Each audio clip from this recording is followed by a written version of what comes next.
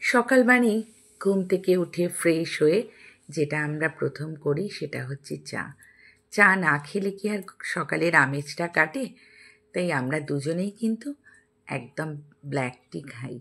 আর চিনি ছাড়া, জানো তো? আর সকালবেলা চিনি দিয়ে খেলে মুখটাও জানি একটু কেমন হয়ে যায়। যাক, আমার তো চিনি ছাড়া চায়ের গল্প। তোমরা কি চা খাও সকালবেলা? একটু বলো তো। ২ কাপ চা করে নিয়ে তারপরেই চায়ের কাপে চুমুক দিয়ে বিভিন্ন কাজে নামার পালা। সেই কাজ সেরে আবার অনেক কিছু।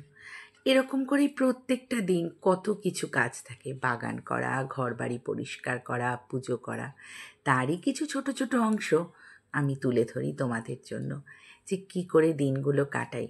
তবে হ্যাঁ, এর মাঝখানে তোমাদের সাথে কিন্তু গল্পটাও অনেকটা কিন্তু গুরুত্বপূর্ণ এখন হয়ে গেছে।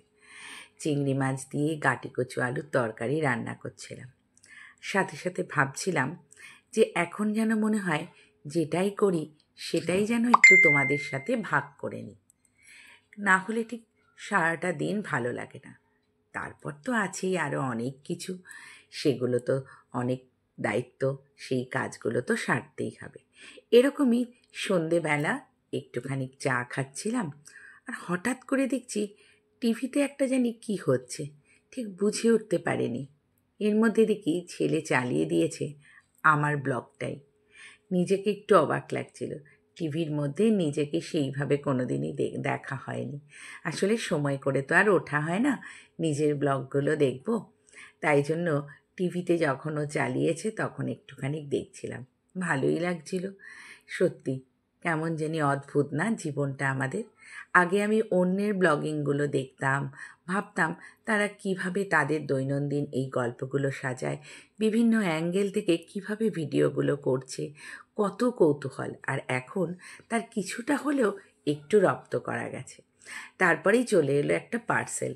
সত্যি দেখো, আমি যে অনলাইনে শপিং করেছি তার মধ্যে কলাও অর্ডার দিয়েছি, আর কিভাবে পাঠিয়েছে। আজকাল আমরা কতটা মানে সহজ হয়ে গেছে আমাদের কাছে বাইরের জগৎটাও বলো। এই অনলাইনের দুনিয়ায় যেমন অনেক ভালো আছে, তেমনি আবার অনেক কিছু কিন্তু মন্দও আছে। ভালো মন্দ নিয়েই তো জীবন, না?